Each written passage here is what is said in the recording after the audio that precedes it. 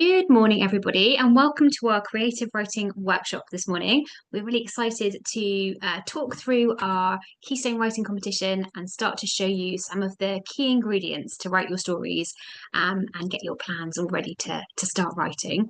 So I'm just going to introduce myself first. My name is Steph and I'm a Keystone tutor. I used to be a primary school teacher and now I tutor students online, and I particularly love teaching creative writing. So let's get started by looking at your basic equipment today. So the first thing that you are going to want to have with you is a pencil or a pen. You'll need some rough paper for your planning and some paper for your actual writing. And then I always recommend that you have a glass of water or your water bottle with you when you're doing some thinking, because it's good for your brain. And then we need to think next about how you will get started. So my students do a few little things when we are writing a story to just get some ideas started first of all.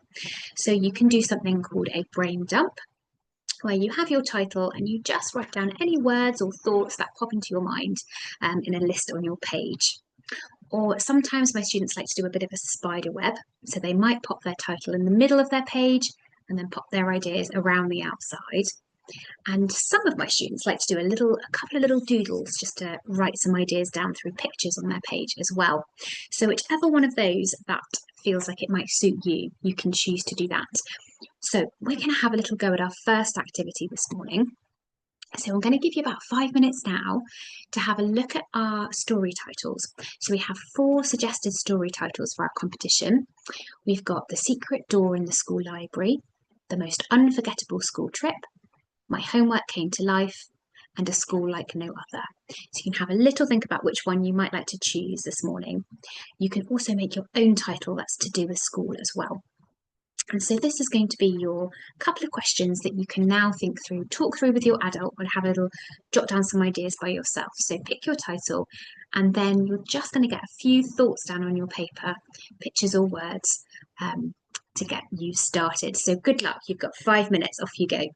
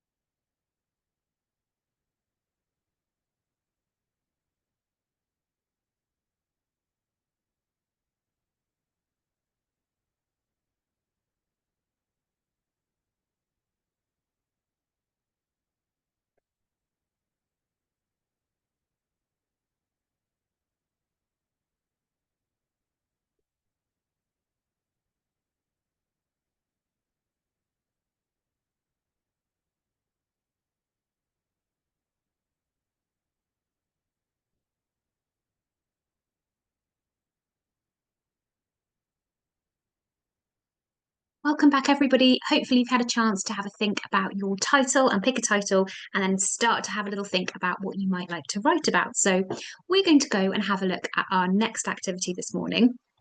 So, on your screen, you should see 5 characters, quite memorable characters. So, I've picked some characters from stories that hopefully lots of you will be familiar with, because I want us to have a think about what makes an interesting character or one that stands out. So, we've got Peter Rabbit, Harry Potter, Matilda, and then our classic villains, Voldemort and Cruella de Vil. And these are all characters that so many of us know because they have something about them that makes them stick in our minds, in our brains. So let's have a think about what that might be. So Cruella de Vil is very memorable for her black and white hair. So that's like a detail that really stands out. Voldemort is bald, he has no nose. Harry Potter's got his interesting scar on his forehead. We know that Matilda is extremely clever and a little bit magical as well. And Peter Rabbit is very naughty. So when you're thinking about having a character in your story, I want you to also have a little think about one detail that makes them stand out. Is it something about how they look? Is it something about how they behave? Is it something about their minds? What is it that makes them interesting?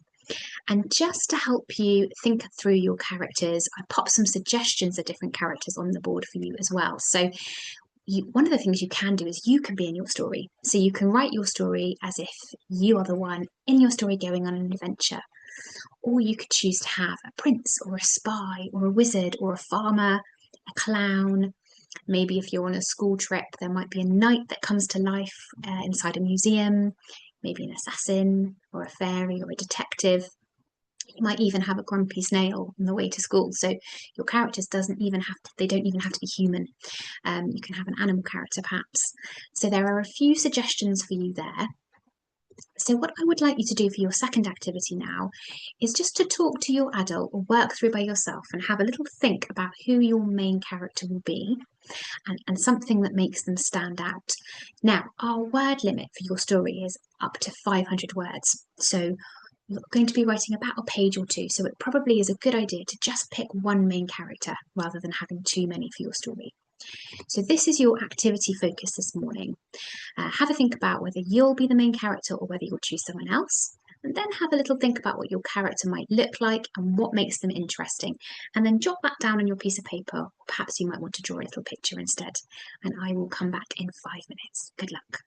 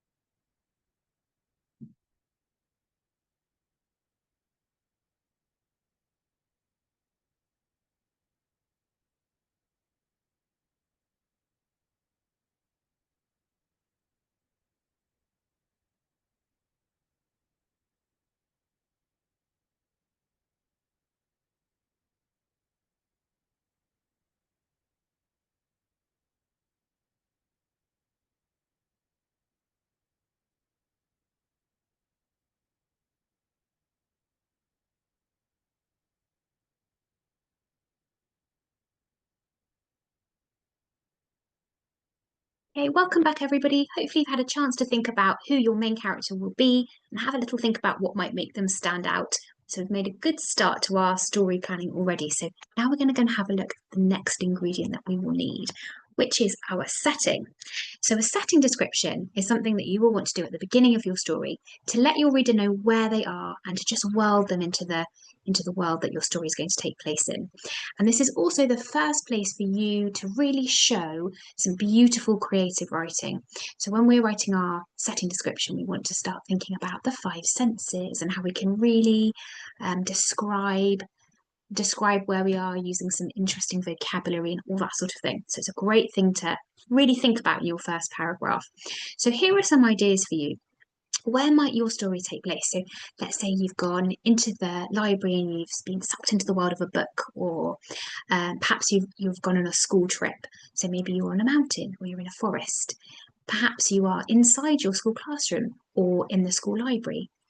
Maybe you're inside a cave or by the sea, in the park round the corner, or perhaps even in your own living room. So there's lots of different options for places your story might take place in. So how can we create a good setting description? So, as I said, the five senses are something that you want to really be thinking about at the start of your story, and in fact, throughout. So, when I'm teaching students in years 1 to 3, I often see stories that focus on the sense of sight or what students can see. But only sometimes do stories contain things about sounds or smells or feel. And that's something that if you can get that in your story, it would make it really, really strong. So I'm going to give you a few little examples of this now. So here is a setting that I've popped on the screen, an outdoor setting. So this is a beautiful forest in the sunlight. And I wanted to have a think about what I might be able to hear if I was in this setting. So I said perhaps the rustling of leaves or birds calling. Or if I was very quiet, maybe I would even hear the sound of my own heart beating. And then in contrast to this, I thought I'd show you an indoor setting. So this is very different. This is like the inside of a factory or a museum. And there's lots of machinery in here, lots of metal. So I was thinking about the smells that you might smell if you were in this room. So I've described this as perhaps there being a metallic scent, or the smell of engine oil, or perhaps the scent of floor polish and the cleaning fluid used when they're cleaning the floors. So that's just a couple of examples for you. And some of my students find it tricky to come up with the vocabulary that you need to describe smell. So I've popped a few words onto this slide for you, and you will get these slides after the session this morning, so you will have time to look through this in your own time. But we've got some words to describe a smell that's not very nice. We might describe that as putrid or rotting or malodorous, or perhaps a delicious smell, sumptuous, delicious. And there's some other words there, citrus to describe a lemony smell, or pine, salt, woody, smoky, burnt, or clean. So hopefully that can start to get your brain just thinking about those sorts of vocabulary and language words. So for our third activity this morning, I want you to go and now have a think about the setting that your story might take place in. And once you've decided that and written that down, see if you can write down a sound and a smell that you might find in your setting as well. So here are some 4 questions for you to have a think about in our next little 5-minute chunk. So you can talk these through with your adult or write them down on your paper. And then I'll come back in 5 minutes and we'll keep going.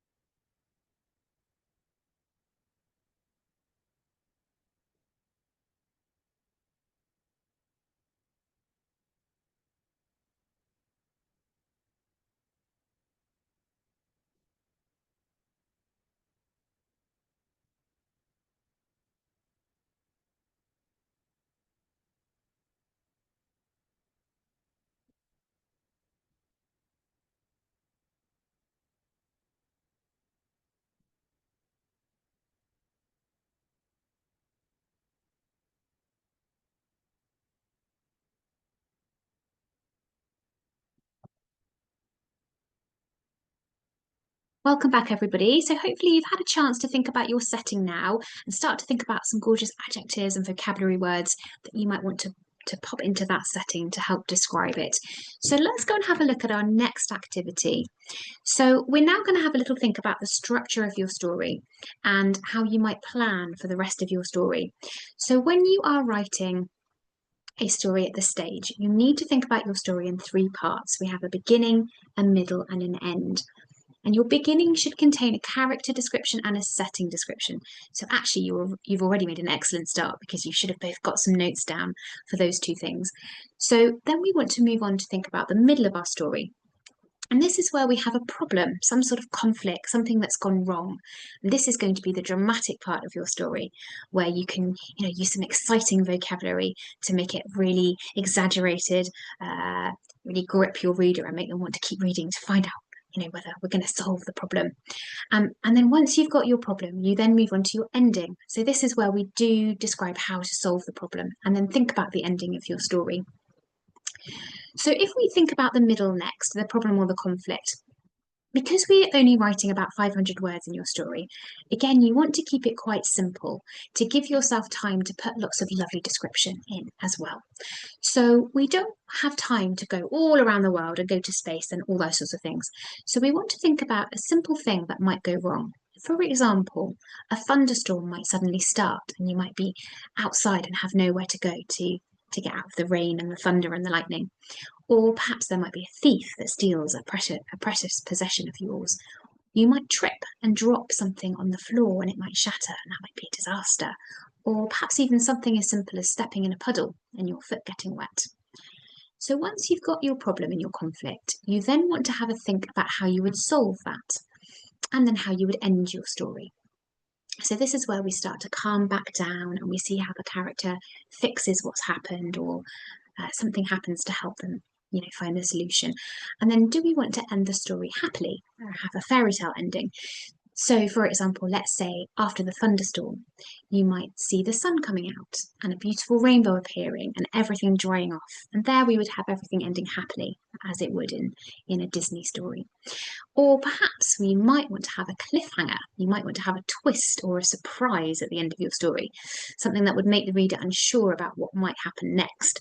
So let's say you had a thief that stole your possession, and then to resolve that problem, you might find your stolen item and you might take that back. But then, right at the end of the story, someone might spy the thief hiding behind a curtain in the corner, and so you would know that they were still out there. And so you would be leaving your story on a bit of a cliffhanger. So you've got a few different options of what you can do here. So, for our fourth and final activity, I want you to spend about 5 minutes talking with your adult or writing down on your piece of paper and thinking through the problem that might happen in your story and how you might solve it. Then you might want to think about whether you want to end happily or with a bit of a twist. So I'll give you 5 minutes to have a little think through about that. Jot some notes down, and then we'll come back together and I've got a few final little things to talk through with you at the end. So good luck, off you go.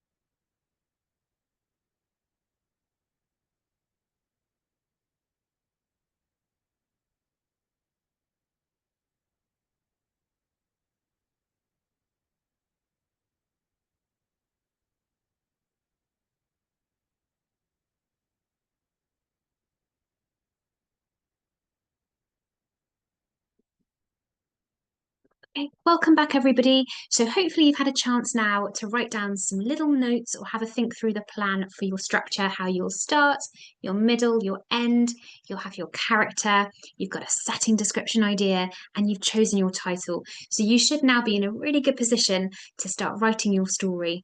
So I'm just going to go through a couple of final little bits before I send you on your way, and I am very much looking forward to reading these stories. So the next thing I'm just going to show you is I'm going to be sending these slides out to you at the end of this recording. So I've just popped some extra slides on the end with just some little bits and pieces to help you when you do write your story. So first of all, here are some awesome adjectives. Adjectives are excellent things to put into your stories to help you with your description and your writing. So you've got some on this slide and you can have a think about how you maybe might want to pop some of these into your story when you're writing. And then the same, we've got some adverbs here. So adverbs are where we add to the verb. You can describe your doing words a little bit more using these words. And then another slide with just a few more ideas about a setting description, just to help you get started. And then after that, I wanted to go through just a couple of other ingredients, a couple of other things you might want to think about, especially if you've covered these at school before, things you might want to do to make your story really interesting. So if you have learnt about similes, perhaps you could have a think about using a simile or two in your story. Those would be really lovely things to read. And then finally, perhaps you could try and add in some description about how your character is feeling inside, so their emotions. Are they feeling sad or happy or scared? How might we see that? Are they shocked? Are their eyes getting bigger? Are they smiling? Are there tears coming out of their eyes? Are their shoulders hunched up? Any of those little bits of description would be really interesting. So now that we've talked that through, I'm just going to go on to my last point about story writing. And actually, this is the most important point, which is checking. So lots of my students sometimes forget to check. And sometimes they're not sure how important checking is. So I'm here to tell you that actually it's very important. And in fact, all authors have to check their stories lots of times in order to make them make sense.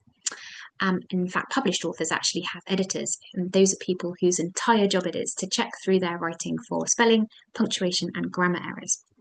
And this is actually because, and the science behind this is fascinating, our brains don't work like computers and they don't work like calculators. And so we will always make small mistakes when we write. And it's really important to leave yourself time to read through your story and double check and correct those little mistakes. So I want you to try and give yourself at least 5 minutes to have a read through of your story once you've written it and check and double check for little things like that. So now I'm just going to run through a couple of bits and pieces of admin information for you. So just thinking about our competition rules. So just remembering that we've got a maximum word limit of 500 words for children in years 1 to 3. You need to make sure your writing's original and written in prose, and that there's no use of AI in there. And you can write on your own, or you are allowed to write with one other person as long as they are within our age limits. And you can type your stories up, or you're very welcome to write them on paper with your best and most neatest handwriting, and then just take a little photo and you can email that over to our email address, which is enquiries@keystonetutors.com.